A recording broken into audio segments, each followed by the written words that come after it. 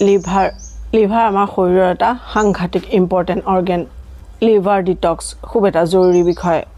এনেকুৱাও হ'ব পাৰে যদি আপোনাৰ মুখত দাগ হৈছে, আপোনাৰ চুলিৰ অকালপকতা হৈছে, সোনকালে আপোনাৰ চুলি পকিবলৈ ধৰিছে, আপুনি শকত হৈ গৈ আছে, ৱেটটো কমাব পৰা নাই, আৰু যদি আপোনাৰ আইৰণ ডেফিচিয়েঞ্চি হৈছে তেতিয়াহ'লে আপুনি লিভাৰত ধ্যান দিব লাগিব। আপোনাৰ সদায় যদি ভাগৰ লাগি থাকে, মুখৰ বেড অডৰ বা বেয়া স্মেল আহে মুখৰ, চকু আৰু স্কিনত হালধীয়া ৰং পৰা, ইউৰিনৰ ৰং ডাৰ্ক য়েল্ল' কালাৰ হোৱা, ভৰি বা ভৰিৰ অন্য পাৰ্টত ফুলা, ভোক নলগা, ট্ৰাইগ্লিচাৰাইড লেভেল বঢ়া, শৰীৰত খজুৱতি হোৱা বা ষ্টুলৰ ৰং ডাল হোৱা বা অৰেঞ্জ কালাৰ হোৱা, এইবোৰ হৈছে লিভাৰ প্ৰব্লেমৰ লক্ষণ। টাইম থাকোঁতে এই প্ৰব্লেমৰ সলিউশ্যন কৰিব লাগে, নহ'লে আগলৈ গৈ ভয়ংকৰ অসুখৰ ৰূপ ল'ব পাৰে। এতিয়া প্ৰশ্ন আহিছে, লিভাৰত কিয় লেতেৰা আমাৰ জমা হয়? লিভাৰ ডিটক্সিফাই কৰাৰ বেষ্ট উপায় কি আছে? আয়ুৰ্বেদিক স্ক্ৰিপচাৰত থকা মষ্ট এফেক্টিভ সলিউশ্যন কি?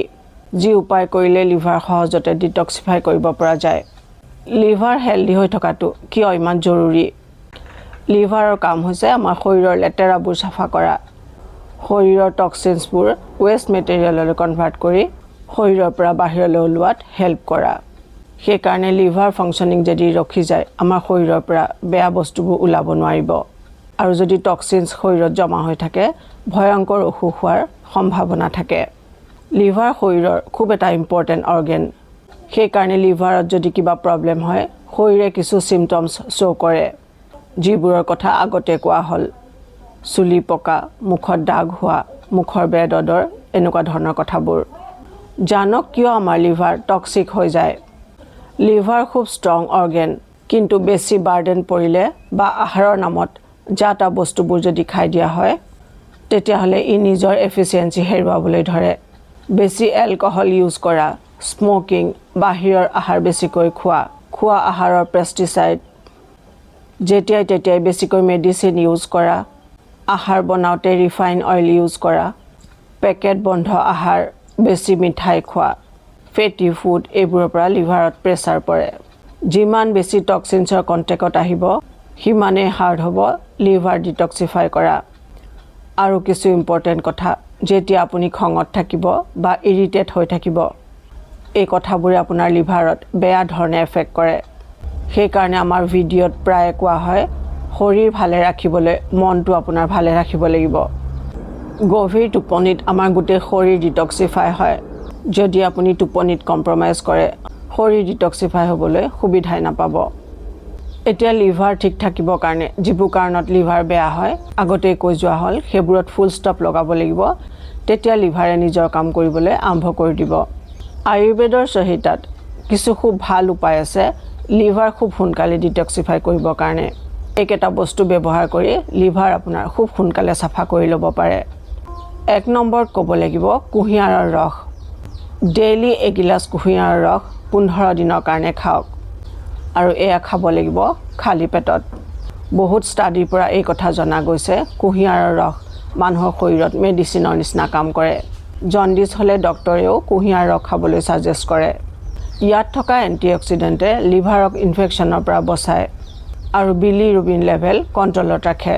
কুঁহিয়াৰৰ ৰসত আদা আৰু নেমুৰ ৰস যদি এড কৰি লয়, ইয়াৰ বেনিফিট আৰু বহুত বাঢ়ি যায়। ৰাতিপুৱা ব্ৰেকফাষ্ট কৰাৰ 1 ঘণ্টাৰ আগতে খাব, আৰু যদি আপুনি বেলেগ সময়ত খাব বিচাৰে, লাঞ্চ কৰাৰ 3 ঘণ্টাৰ পিছত খাব। সন্ধিয়া বা ৰাতি কুঁহিয়াৰৰ ৰস নাখাব। ইয়াৰ এটা সুবিধা আছে, গোটেই বছৰটোতে আপুনি কুঁহিয়াৰ পাব। নেক্সট অপশ্যন হৈছে কুটকি যদি চিনি পোৱা নাই, গুগল চাৰ্চ কৰিলে পাই যাব, বা ডেছক্ৰিপশ্যনত মই লিংক দি দিম, তাৰ পৰা আপোনালোকে কিনি ল'ব পাৰে। কুটকি অলপ তিতা ধৰণৰ আৰু ঠাণ্ডা প্ৰকৃতিৰ। এণ্টিমাইক্ৰবিয়েল প্ৰপাৰ্টিৰ কাৰণে এইটো ফেমাছ। আয়ুৰ্বেদৰ মতে কুটকি লিভাৰৰ কাৰণে বেষ্ট হাৰ্বৰ ভিতৰত এটা। কুটকি ইমান এফেক্টিভ যে লিভাৰৰ সকলো প্ৰব্লেমতে ই খুব ভাল কাম কৰে। এইটো একেবাৰে ছেফ আৰু কোনো ছাইড এফেক্ট নাই। কেনেকৈ খাব এতিয়া? আধা চামুচ কুটকি পাউডাৰ আৰু আধা চামুচ মৌ দুয়োটা একেলগে মিহলাই সেইটো খাব ৰাতিপুৱা আহাৰ কৰাৰ 1 ঘণ্টাৰ আগতে। এইটো এনেকৈ 15 দিন লৈ চাওক, আপোনাৰ লিভাৰত যি প্ৰব্লেম আছে একেবাৰে ঠিক হৈ যাব। এই দুয়োটা ৰিমেডি 15 দিনৰ কাৰণে একেলগে ল'ব পাৰে বা এটাকৈ ল'ব পাৰে। এতিয়া জানক লিভাৰৰ কাৰণে আৰু কিছু ভাল আহাৰ। হালধি মিহলোৱা এগিলাচ গাখীৰ ৰাতি শুবলৈ যোৱাৰ আগতে খাব পাৰে। মেথি, আদা, গুড় লিভাৰৰ কাৰণে বেছ ভাল আহাৰ। ফলৰ ভিতৰত আঙুৰ, নেমু, নাচপতি, আমলখি, নাৰিকল, ড্ৰাই ফ্ৰুটছ এইবোৰ ল'ব পাৰে। সেউজীয়া শাক, বিট আৰু গাজৰ এইবোৰো লিভাৰৰ কাৰণে খুবেই ভাল। আহাৰ বনাবৰ কাৰণে ৰিফাইন অইল যদি ইউজ কৰে সেইটো একেবাৰে বাদ দিয়াটো দৰকাৰ। আহাৰ বনাবৰ কাৰণে কচ্চি ঘানি অইলহে ব্যৱহাৰ কৰিব লাগে। আৰু আহাৰ বনোৱাৰ কাৰণে যদি পাৰে সদায় লোহাৰ ইউটেনচিলছ ইউজ কৰিব। জাংক ফুড একেবাৰে এভইড কৰাটো ভাল। লিভাৰ টক্সিক কৰা আহাৰ যিমান পাৰে একেবাৰে নাখাব। এতিয়া মই আগতে কৈ গ'লোঁ, আমাৰ শৰীৰটো ভালে ৰাখিবৰ কাৰণে আমাৰ মনটো ঠিক ৰাখিব লাগিব।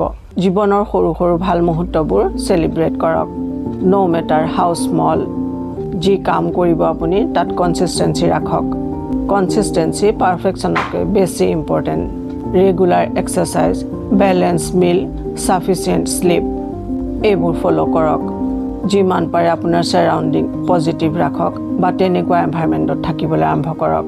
স্বাস্থ্যৰ জ্ঞান বঢ়াওক। হেল্থৰ বিষয়ে নতুন নলেজ লওক। নিজক ভাল পাবলৈ শিকক। নিজৰ শৰীৰ আৰু মনক ফাৰ্ষ্ট প্ৰিফাৰেঞ্চ দিবলৈ আৰম্ভ কৰক।